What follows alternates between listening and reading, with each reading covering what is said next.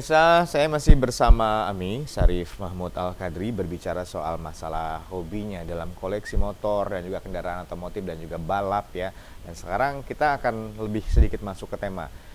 Melihat sosok seorang, kita menganggapnya Ami adalah figur masyarakat ya, tokoh public figure, tokoh masyarakat yang disegani oleh masyarakat Kota Pontianak. Yang ibaratnya reputasinya kita semua udah tahu. Ami orangnya ceplas-ceplos nih, Ami orangnya langsung straight to the point, tak ada basa-basi ya gitu ya. Ami beberapa kali ngomel di sosial media masalah pembangunan lah yang tidak sesuai atau gimana lah.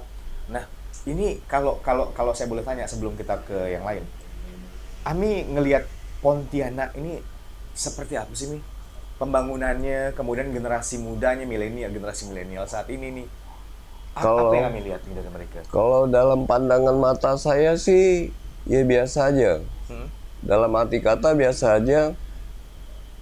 Tidak ada yang terlalu, ya kata orang tidak terlalu populer lah ya.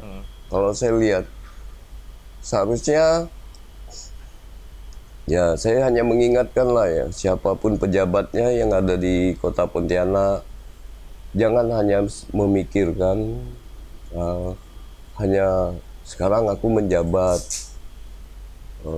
ya cuma 5 tahun lah, nanti sambung lagi 5 tahun. Kalau saya lihat perkembangan Kota Pontianak ya masih ketinggalan aja dengan jauh. Ini dalam pandangan saya, nggak tahu lah pandangan masyarakat. Contohnya ya kayak saya tinggalnya di BLKI. Jadi kalau dilihat tuh hanya kayak perempuan tuh, kalau di Pontianak nih ya saya ibaratkan perempuan lah, hanya di dandan bedak ya, di dandan lipstik. Kenapa saya ngomong begitu? Karena saya tinggal di BLKI ini, biasa saya pulang sore, saya juga punya mobil tapi saya naik Grab. Biasa naik Gojek. Kenapa saya naik Gojek? Maxim, motor, saya yang naik, saya yang bawa. Karena saya lihat macet nih jalan, ya kan? Nah kalau orang lihat dari turun dari bandara, sedangkan itu jalan protokol, Ahmad Yani, turun dari bandara, kalau dari misalkan Presiden RI datang ke Pontianak, Presiden RI datang Pontianak, lihat bagus sih Kota Pontianak, ya cuma luarnya. Kalau menurut saya, karena saya umur udah 55 tahun nih, Imam Bonjolnya yang dilintasi oleh kontainer yang besar-besar, nanti kalau udah nabrak orang meninggal, cuman minta maaf ya, rakyat lagi jadi korban. Coba dibesarkan. Terus kantor saya di sini, di Jalan Petan, di tengah nih persimpangan nih, tiap hari macet. Saya ikhlas nih, saya udah lama udah dukung nih pemerintah nih dari zaman Pak Tarmizi jadi wali kota. Nggak ada saya mau minta apa-apa dengan beliau. Yang penting nih pembangunan Kota Pontianak berkembang, saya suka. Nah, sampai mau bangun lagi nih yang jembatan nih, tak apa.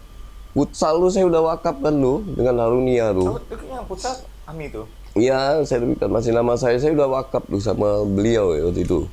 Dia orang udah meninggal. Kalau bukan untuk kemajuan Kota Pontianak, saya kalau tak mau jual ngapa? Saya punya 2 sertifikat, tapi demi kemajuan Kota Pontianak ya, perkembangan. Tapi saya lihat tuh, ya gitu-gitu aja. Mereka dalam pandangan saya nih, mereka mikirnya hanya sesaat ya. Tapi kalau pandangan saya beda. Misalkan contoh nih generasi kita nih, sekarang yang mimpin Kota Pontianak siapa, gubernur siapa. Allah mau menaikkan derajat orang, mau menjatuhkan derajat seseorang juga dengan Mudah ya. sangat mudah. Nah kalau saya pikirnya ke depannya, macam saya ngomel-ngomel tentang trotoar, ya itu memang benar. Itu ngapa tuh Mi? Kalau dari sudut pandang kami soal masalah pembangunan trotoar yang ya memang agak sedikit macet ya pada saat proses pembangunan. Nah, Ini apa yang terjadi? Yang kami rasa tuh apa? begini ya, kalau saya lihat, kalau masyarakat biasa atau masyarakat umum biasa lihatnya, artinya saya ngomong tuh hanya sepintas atau inilah ada yang pro kontra ya, tapi saya perlu jelaskan. Saya di Honda siapa, terus di Suzuki siapa, terus di Yamaha siapa, Syarif Mahmud ini, ya kan? Nah artinya gini, kayak saya ngomel-ngomel macet. Kalau masyarakat umum bilang macetnya sebentar lah ya. Dia nggak tahu. Saya pernah komentar dengan PI, ngomong biasa tentang kota Pontianak, tentang pembangunan ini tuh. Jadi saya ngomong itu pada saat itu, saya bilang keindahan kota ini penting. Saya bangga nih kota Pontianak bagus. Karena yang mendirikan kota Pontianak nenek moyang saya. Nah, terus pejalan kaki juga penting.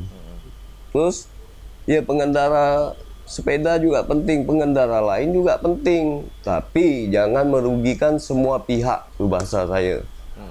Nah, segmen itu kan di bawahnya ada tuh, coba baca. Kenapa saya berani ngomong gitu? Jangan ada yang komentarnya ngasal bunyi. Mereka goblok. Goblok kan kenapa saya bilang? Mereka nggak tahu. Syarif Mahmud ini bukan orang bodoh. Jumlah perkembangan roda 2, roda 4, satu bulannya 13.000 di Kalimantan Barat. Nah, pertambahan kendaraan. Pertambahan. Kenapa saya bilang mereka yang pro kontra pasti ada. Saya udah tahu. Kalau saya ngomong ya kalau mau viral-viral lah. Tapi saya ngomong tentang kebenaran. Nah kalau badan jalan segitu, kalau dari bandara pejabat datang RI 1 menteri, oh bagus kota Pontianak. Tapi kan di luar, di Polres di luarnya. Coba lihat Imam Bonjol macet. Jadi kalau masyarakat umum yang nggak ngerti, mungkin dikira saya ngomong asal bunyi. Kalau saya pakai kenyataan, fakta yang ada bahwa pertumbuhan tuh perkembangan roda 2, roda 4, 13.000, 12.500 sampai 13.000 per bulan. Kalau 1 tahun udah berapa?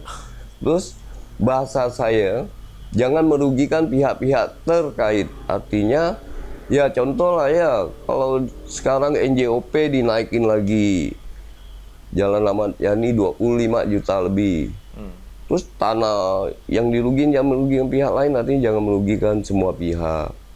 Bisa kena badan jalan kita dukung pembangunan kota Pontianak nih, sangat dukung saya. Tapi kita mikir juga kalau nanti misalkan ya generasi muda yang sekarang umur muda-muda ya jadi wali kota atau jadi gubernur kan, tentu yang mubazir itu. Nah sedang Imam Bonjol, saya mau lewat situ juga macet. Imam Bonjol nih udah macet, Petran macet, jalan Petran nih besar kan lah, udah tahu persimpangan saya sedekah kan ya lah, tak apa, tosa bayar pemerintah, jangan hanya moles di luarnya. Titik macetnya mesti diurai. Nah, contoh ya kalau RI 1 datang baru beribut, betul kan, yang got-got di Pelamboyan, got-got pun dibersihkan. Ya kan, kalau enggak ada RI 1, RI 2 atau menteri datang, masa bodoh semuanya. Tak ada yang peduli semuanya, ya kan. Saya kadang-kadang tuh mikirnya tuh, tadi ditanyakan pertanyaannya dalam kacamata saya, ya udah memang begitu. Contohnya tuh udah berapa kali nih, orang hanya lihat begitu aja, kayak saya ngomel-ngomel, saya berani ngomel tuh. Ada dasarnya. Memang ada dasarnya, kayak pengamen. Coba lihat, saya lebih suka di lampu merah ini tidak ada pengamen. Berarti ya anak-anak yang pengemis ini ada tempat udah layak lah dia kerja gitu. Ini enggak, semuanya pandai ngomong ya. Udah berapa kali dah. Artinya ayolah kita sama-sama ya, pejabat yang ada di kota Pontianak maupun sama-sama nih. Kalau kota kita ngomong segi kota. Artinya tanggung jawab kita bersama lah ya, tentang keamanan. Artinya silaturahmi ini bagus lah semuanya ya, jangan semua hati ya, ya kan. Udahlah, rakyat kecil kayak mengamen mau cari makan ya susah. Nanti baru tolong Pak Mahmud, barulah saya kumpulkan udah, tapi tidak ada realisasinya tidak ada. Nggak ada tindak lanjut. Tidak ada, cuman ngomong ya mendata. Ini proyek mereka apa? Mendata. Nanti dipulangkan ke siapa yang mau pulang ke Medan, ada Sumut, ada catat. Siapa mau pulang ke Sambas, catat. Yang mau jadi supir siapa, catat. Yang mau jadi ngojek. Tidak ada satupun yang direalisasikan oleh dinas sosial maupun pihak-pihak terkait. Artinya akhirnya Syarif Mahmud gak turun tangan. Bukan saya mau nonjolkan diri nih. Memang dari kecil sampai umur 55 ini saya suka berbagi. Artinya saya dulu merasakan pernah susah. Nah, jadi udah biasa saya. Jadi saya balikin mereka ke Sumatera Utara, Medan. Ami yang langsung Saya bukan saya mau nonjol kan, pakai dana pribadi pakai berarti? biaya saya, enggak apa-apa. Saya anggap itu sedekah, ya kan. Bersedekah tuh baik lah, enggak perlu kita umbar mana. Pokoknya di mana bisa bantu orang tuh saya udah punya kepuasan sendiri. Artinya saya enggak boleh juga ngomong saya suka sedekah. Memang saya udah biasa, saya turun dari rumah melangkahkan kaki mengucapkan a'udzubillahi minasyaitonirrajim supaya saya ini bisa bersedekah, berbuat baik dengan orang. Jadi kalau orang kecil diganggu di depan saya tentang, saya marah. Terus kalau misalkan bukan, memang ini pemerintahan, artinya pemerintahan salah, wali kota, gubernurnya, pemerintahan yang sah. Tapi ya pikirkan juga ya, pakai hati nurani, bekerjalah pakai hati. Jadi sekarang nih kita nih macam saya lah, macam yang lain lah jabat nih ya kan 5 tahun, kalau nggak tahu nasib orang nih. Siapa tahu ente pula jadi wali kota ataupun jadi gubernur kan? Tidak ada yang tahu ya. Nggak ada tahu, makanya jangan semena-mena lah ya kan. Cobalah kita jalin komunikasi yang baik, kita jaga kota Pontianak nih, ya yang didirikan oleh nenek moyang gitu. Saya bangga kalau kota ini bagus. Tapi jangan hanya dipoles gitu, dan jangan ada kepentingan-kepentingan pihak lain. Saya bukan semua hati saya, yang saya ngomong pakai hati. Jadi apa yang saya keluarkan ini tidak ada pengaruh siapa-siapa. Saya tentang hati saya. Kalau saya mau ngomong-ngomong, kalau kira-kira yang tidak senang ya adu argumen kita, karena saya udah ngalamin. Oke, pemirsa, ini adalah keluh kesah yang disampaikan ya dari kacamata seorang pangeran yang melihat bagaimana perkembangan kota, bagaimana generasi milenial ada, kemudian juga bagaimana permasalahan-permasalahan yang terjadi di Kota Pontianak. Ini langsung disampaikan oleh Syarif Mahmud Al-Qadri. Nanti akan kita tanya lagi apa yang akan terjadi ke depannya. Pemirsa, jangan kemana-mana, tetap di Gali Talk Show.